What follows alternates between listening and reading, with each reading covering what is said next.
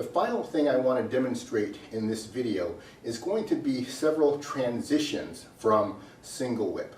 I think single whip is a great movement or posture because there are so many transitions we do from it that are well known in Tai Chi that are going to demonstrate the various 8 techniques that are available to us in our Tai Chi movement and in our daily lives.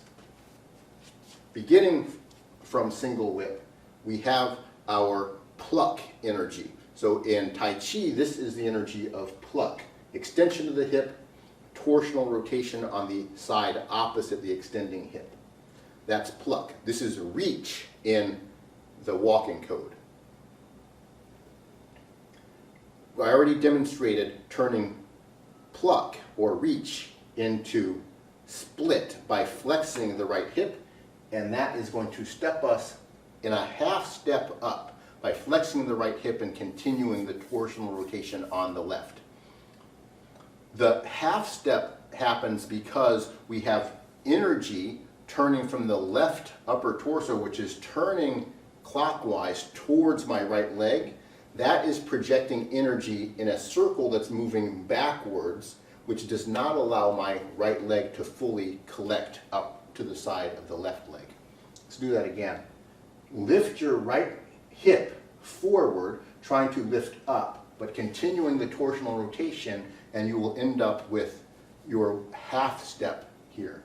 We then transition, which I won't detail, but we can transition by shifting back, changing an empty stance, and then doing high pat on horse, which is a common transition coming out of single whip. I'm going to demonstrate another movement forward that we don't generally use in Tai Chi, that I'm aware of, coming out of single whip. Instead of using split, I'm going to use elbow strike. In elbow strike, we have flexion of the hip and concordant rotation, all turning away from the flexing hip, meaning if I'm flexing my right hip, the upper and lower torso are going to turn away from it, so counterclockwise in this situation. That's going to result in this. So now I have a full collection of the right leg because both the upper waist and the lower waist are turning away from the right leg, allowing all of that energy to pull forward. Again, it looks like I am standing in a straightforward position here, but I have combinations of rotation. Let me do this straightforward so you can see. As I step up, I have counterclockwise rotation from the upper waist and the lower waist. Why am I not appearing to turn? Because my right hip is flexing, so the right hip is actually applying a clockwise rotation to this motion. So it looks like everything is linear, when in fact it is all rotational. All right, now let's do another transition from single whip that we will use in Tai Chi. And that is going to be going from pluck, pushing forward in this direction, to pluck, going in the other direction. So I have changed my hip energy from extension of the right, and I'm changing it to extension of the left, and I'm changing my waist energy from torsion on the right, my waist energy from torsion on the left to torsion on the right. So now I have an extended right hip.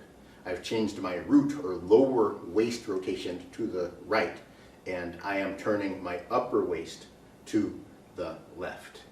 That's going to produce this motion that we're going to use before going into wave hands like cloud. Another transition we're going to do, changing the hip extension from right to left, changing the lower waist rotation from left to right, but we're also going to change the upper rotation from right to continuing right. So we're going to do this motion here, which is a full turnaround. In this transition I just showed, we're going to take our upper waist and turn it to the left. In this transition, I'm going to turn it to the right. So I've now turned all the way around, and we use this before stepping out to Fair Lady Works the shuttle. I won't go into detail on this one, but we already showed how we can transition from pluck to press by flexing our left hip. I'm now going to show how we can go from pluck to retreat. Retreat is the walking code equivalent of rollback by flexing my left hip and turning the upper torso towards the left, continuing the root on the left. So this is not a particular Tai Chi movement that we use in the form, but this is the energy of rollback.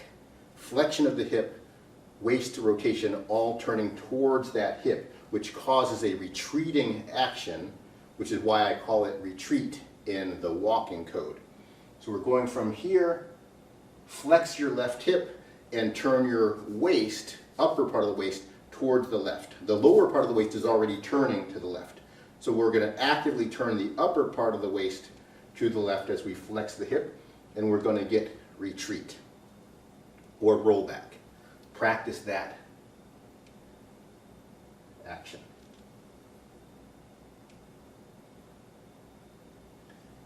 The difference between that and lift is only in the upper waist rotation. If I turn my upper part of the waist to the right, I get this, lift or press. If I turn the upper part of the waist to the left, I get this, retreat or rollback. Now we'll see the core technique of pulse, or the Tai Chi energy of ward off. We have torsional rotation on the left and extension of the left hip. All I need to do to change this to ward off is to change my lower waist rotation from left to right. And now I have extension of the right hip and both elements of the waist rotating towards that right hip. That's projecting energy off of the right hip. All three elements of energy turning back towards each other. My right hip is pushing off the ground, projecting the body forward. My right lower abs are turning backwards, projecting energy off the right hip and off the ground, which also projects the energy forward. And then finally, my left upper torso is going to turn towards that side, so also projecting energy off of the right lower abs and projecting energy off of the hip, which is projecting energy off of the ground, creating this powerful motion of ward off, which you will not be able to break the arm trying to collapse it inwards, because we have all of this energy of the waist and hip and ground all expanding outwards. It's like if you're hitting a baseball, the ball is coming in towards the bat, which is going out this way, and the faster or more energy is coming in this way, the more energy is going to be projected out that way. And so that's what's happening with our core, except our core can't fly off like the baseball does, but the core is, in a sense, rotating towards this hip as it's pushing off, and so it's being thrown or projected outwards in a very powerful manner. One final transition I'll show. I already mentioned the transition to high pat on horse. That requires two different motions to shift the weight back. I can't just shift my weight back randomly, or I won't end up in the right position. I have to first shift back using split or set. So I'm going to turn the lower waist to the right, upper waist to the left as I shift back. So now my root is on the right leg. Now I can take the upper part of the waist, turn it to the right, and that's going to collect the weight into an empty stance here. Now I can project off using pluck again.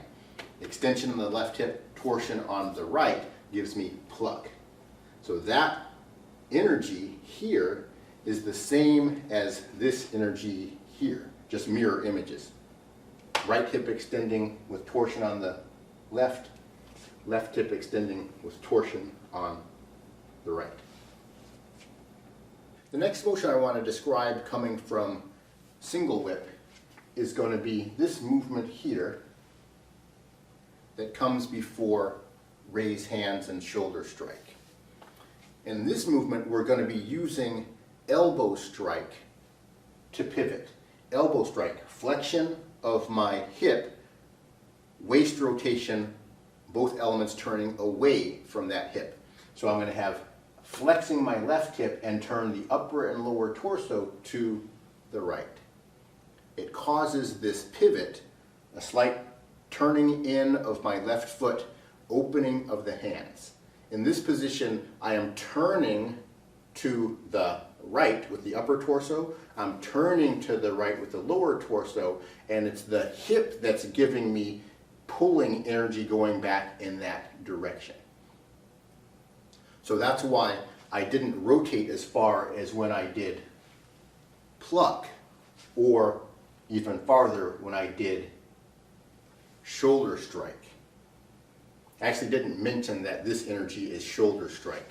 Extension of the hip, upper and lower waist turning away from the extending hip. That is shoulder strike. So in this motion here, we have elbow strike, flexion of the hip, and then rotation away from that hip. That's the difference between elbow strike and shoulder strike. Hip flexion and elbow strike versus hip extension and shoulder strike. I hope you enjoyed this video. If you did, make sure to click the like button, share the video, subscribe to the channel if you're not already a subscriber. Support the channel by going to the website and signing up for the Walking Code online course or the Tai Chi Code. Or simply click the join button on YouTube and become a member. Thanks for watching.